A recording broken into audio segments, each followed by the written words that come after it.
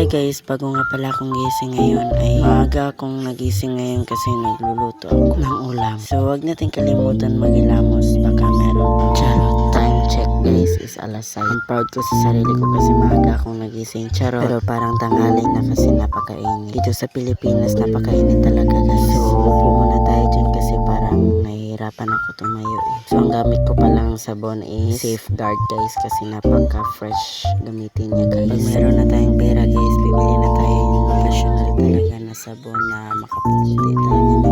Para magkapera tayo guys, please support always guys. So guys, tapos na tayo naglamos. Magtrapa muna tayo sa tuwalya. So guys, look my face, charot. Pogi pa rin kahit umaga.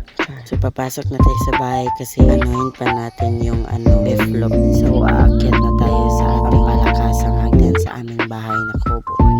So isa lang ang lulutuin nating beef loaf kasi taped tayo sa pera. At ayan naman yung ate ko guys, siya naman yung magsaing ng kanin. So guys, bubuksan na natin ang ating pampalakasang beef loaf.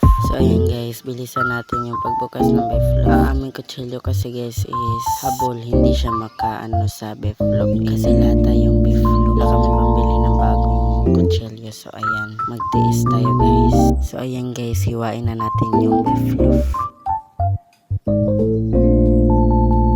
So ayan guys, tapos nang hiwain. Susunod ay maghaling na si ate para tayo ay makaluto na ng beef loaf. So ayan guys, tapos nang naghaling si ate, pwede na yan. So let's go. So huwag kalimutan ng edible kasi yan ang importante na makaprito tayo.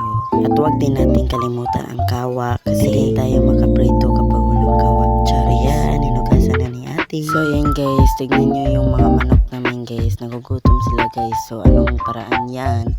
So kukuha tayo ng pagkain. So let's go. So ayan na guys, nakakuha na tayo ng pagkain ng manok. So papakain na natin sa kanila. So tignan nyo sila guys. O napakagutom na talaga nila guys kasi nanunuhik pa.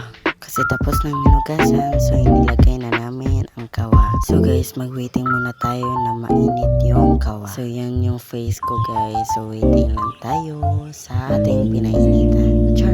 So guys, parang mainit na siya. So wait. So ayan guys, ilalagay na natin yung edible kasi parang mainit na siya guys eh. So ayan guys, ilagay na natin yung beef loaf.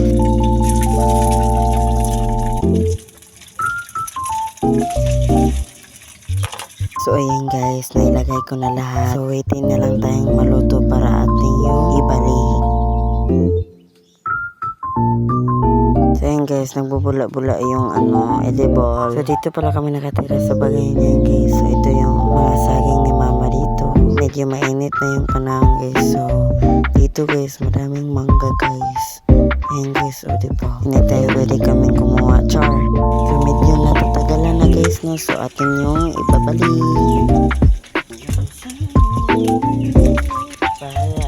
Balik pa rin.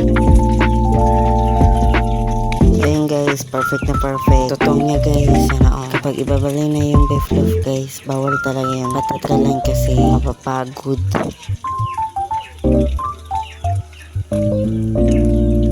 At guys, huwag kalimutan natin yung balunan para lalagyan natin ng beef loaf. Ito yung aming balunan, pampalakasan namin balunan dito. Time is up na guys. So ayan, kinuha ko na at nilagay ko na sa aming pampalakasan balunan.